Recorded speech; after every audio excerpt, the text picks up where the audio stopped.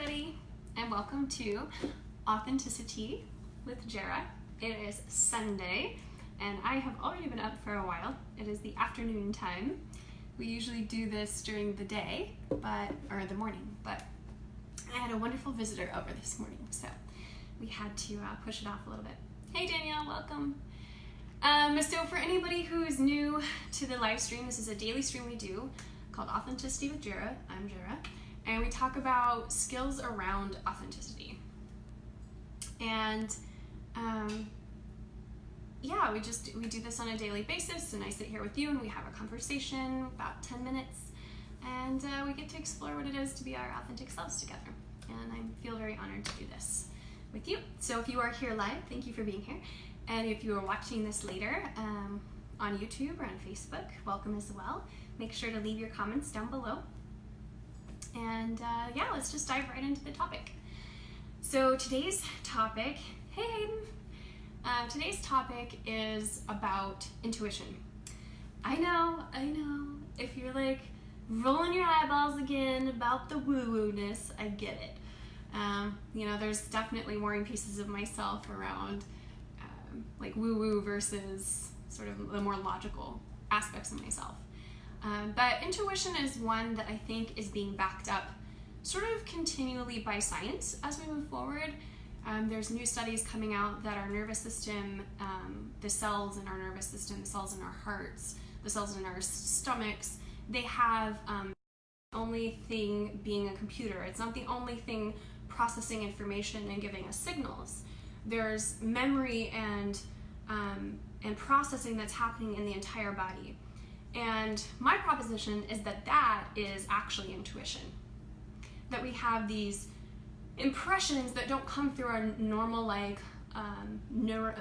brain neuro network, and if it doesn't come from there, we kind of dismiss it.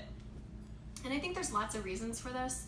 I think we tend to smush our little voices because society tends to want to do that to us. So we sort of program that way. But I also think that there's sort of a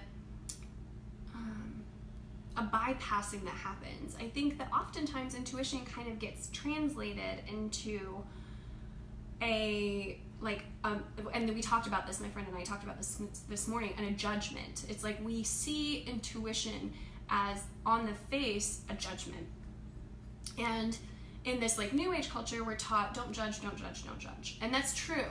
Like judging other people, and that is othering others, and it creates major issues in society and in our relationships. However, I think that putting judgment on the top of intuition and mixing up the two does us a great disservice, because intuition gives us like an amazing amount, a wealth of information about what works and doesn't work for us. But when we're interpreting that as judgment, or when we're allowing our judgment to sort of overlay on top of our intuition, we're not engaging with our intuition in a way that helps us. So, I've been going through a lot of changes this year and reflecting back, and what I can say is that what I've learned is that most of the time that I've had an intuitive hit on something, just for me, just for like my own 2 square feet in the world, that usually it's correct, and I wish I had listened to it. And so I think that there can be a way that we can invite ourselves into listening to our intuition more deeply and letting it serve us, letting it be information for us. And I think that is by pulling apart the piece that judges. Like being aware when the judgment comes up, like my friend was saying, using the judgment as a tool to say, oh, the judgment is pointing towards something else. The judgment is not necessarily something to act on. Because I think that we have judgments and then we sort of aim our judgments at others, or we have a tendency to do that. And I think that that's a great disservice. I think that we can engage with our intuition, see it as information, something that's pointing to something else, and really let it serve us. But we have to be really honest with ourselves about how we engage with that. It's so easy when we get an intuitive hit, like, oh, this doesn't work for me, or this person, what they said doesn't work for me, or that doesn't seem right for me, that we turn that back around, like, oh, they're wrong, oh, they're bad, oh, they are the other. And maybe what we can do instead is feel like, oh, that's not right for me, and that means something for me and not anything for them necessarily. That's just something that, like, I'm picking up from my body and my energy field, that's just not something that's going to work for me. And learning to trust that. I think we tend to, like, do a lot more work in the end, like our life and our goals and our aspirations become a lot more work when we don't use all the tools at our disposal, intuition being one of the main tools. So yeah, I think that that's something definitely worth exploring and feeling into, is like, when do we come up against this like voice that's not necessarily in our head but coming from somewhere down below the throat area, in our knowing or our feeling or wherever that's coming in.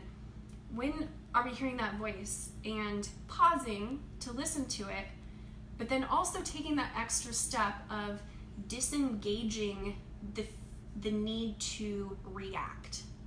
You know, there's a difference between reacting and responding. We can respond to the intuition by saying, wow, this is something that I need to pay attention to. Obviously, my authenticity, my authentic self is sort of trying to tell me something, but not react to it, like in a way that feels like, oh, I have to react to stay safe.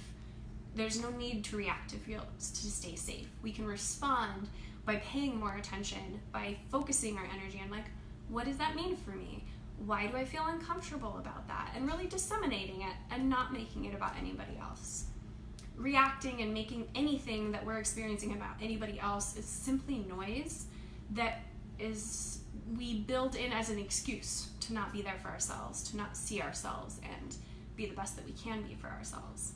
And I think the more we remove that excuse of the noise and the judgment and all the things that come up, the clearer we can be with ourselves, and the easier it is to just like stand in our strength and not let things affect us, or not let things affect us in a way in which we have to react. So I can't actually see the screen of the live feed because I have you on my other camera and it disengaged earlier. So I hope that if there were any comments, I can't see them, but I will respond to them after the video. And yeah, I really want to hear what you have to say on this. And yeah, I'd like to hear, like, what if throughout the day you find intuition coming up and judgment sort of coming in, like, how does that feel and how are you working through it? I would love to hear some more about that down below.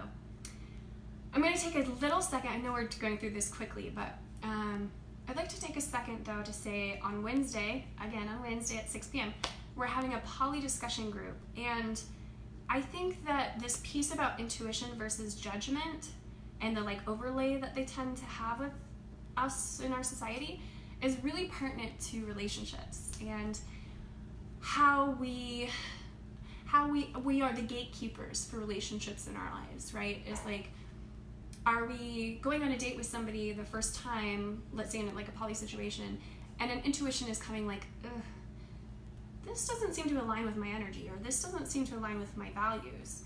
And how does listening to that voice at the very beginning, when we're opening the gate or not, how does that help us or hinder us? Like, whether we listen to that intuition or not. Do we end up getting ourselves really deep into something that takes a lot of work to get out of because we didn't listen to our intuition? Or conversely, are we feeling an intuitive hit, judging it automatically, and then forcing people out of our lives, sort of like forcing all of people out of our lives because that judgment is engaging about what it means about the other person? So I think both of those dynamics happen. And it would be really interesting if y'all came to the poly discussion group on Wednesday night at 6 at the East Blair Housing Co-op. And we discussed a little bit about that. Like, what does it mean to gatekeep ourselves and our authenticity and our energy? So yeah, sorry this is a fast one. I'm actually working on a secret project that I will be releasing very soon. So I have to use all the daylight hours I have. But leave your comments down below and we'll have another Authenticity tomorrow. So until tomorrow, stay authentic, everybody. Thanks for being here.